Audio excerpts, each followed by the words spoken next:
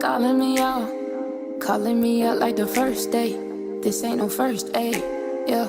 Sangonani Dumalang, hello, my name is Malwande and welcome to my channel. So in today's video, I will be giving you a very slowed down tutorial on how to do your own knotless braid. So for reference, in this video, I was doing medium size, which is what I currently have. Of course, now I've had this hairstyle for about 3 weeks or so, so it's not as fresh. However, I am teaching you how to basically get the size braid, which to me, disclaimer, to me, I classify as size medium. So this is my hair, clean, stretched, and freshly trimmed this morning as well. There we go. I did a heatless stretch. Let's get started. I will be using this hair by Ruby Love Hair. It is in the color Sunrise Ombre. This is a hair fiber brand that is proudly South African and women owned. I was gifted 2 packs and then I went out to get a 3rd pack from Clicks. In fact, I bought 2 more, but that's besides the point. I only needed 3. As you can see, it comes in 2 bundles, so I cut it off. Here I was showing you the texture. Please just look at how silky that hair is. It flows, but it's not like that irritating, hard to grip kind of silky. It's smooth, but still has a good amount of grip for your hands, meaning it is beginner friendly. Then I went ahead and I separated it because preparation is key in this whole braiding thing. Now let us get into the braiding. So I'm gonna take my 1 square and divide my own hair into 3 pieces. Okay, as you can see. Then I fold over the 2. Now I have my thumb and my index, which I will use to grip 1 piece of hair. I will cross that over, and every time I add hair, I am doing it on the same side. So with that one hand, again, the same thumb and index, I'm adding in a 2nd piece. And then I will cross it over. This is how we do that whole knotless effect. So the braid starts off small and it gradually grows, giving you a flat result. Now we're adding in the 3rd piece.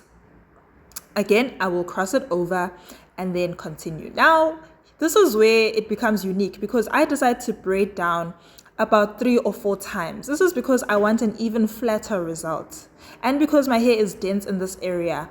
So then now it's time to add in my 4th piece. I add it in and I braid down some more. So I felt like the braid still wasn't thick enough or thick to my satisfaction, so I went in with a 5th piece. So the amount of pieces that you add in depends on the thickness that you're trying to get. For some people, this is not medium enough. Some people would want a thicker medium, right? So this means you would add in a 6th piece potentially. Another way that you can get a thicker result is just by increasing the size of hair fiber that you will be feeding in. So making them a bit bigger than what I have. However, this is the size medium that I was going for, so it worked for me. In some areas, I was feeding in 4 pieces, and in this case, I fed in 5. When it comes to the size, it doesn't really make much of a visible difference. It's just all up to you. And then you will go ahead and braid as normal. Now, please tell me in the comments, do you braid inward or outward? I braid outward. No, sorry, I braid inward. Like I braid top down. Some people braid from the top, from the down going up. Yeah, so just let me know in the comment section. It's always interesting to see how we have different braiding techniques, but this one works for me. It also gives me more speed, I feel. So then you'll just braid down as normal till you get to the bottom. Now, I was done with my hair here. These were the pieces that I used for the cornrows part. I just wanted to show you that when it comes to the cornrows, I separate the pieces according to size. So I have the super tiny pieces at the back, which I use to start the cornrow. And then I have the medium small pieces, which are next to the tiny ones. So it's easy for me to reach.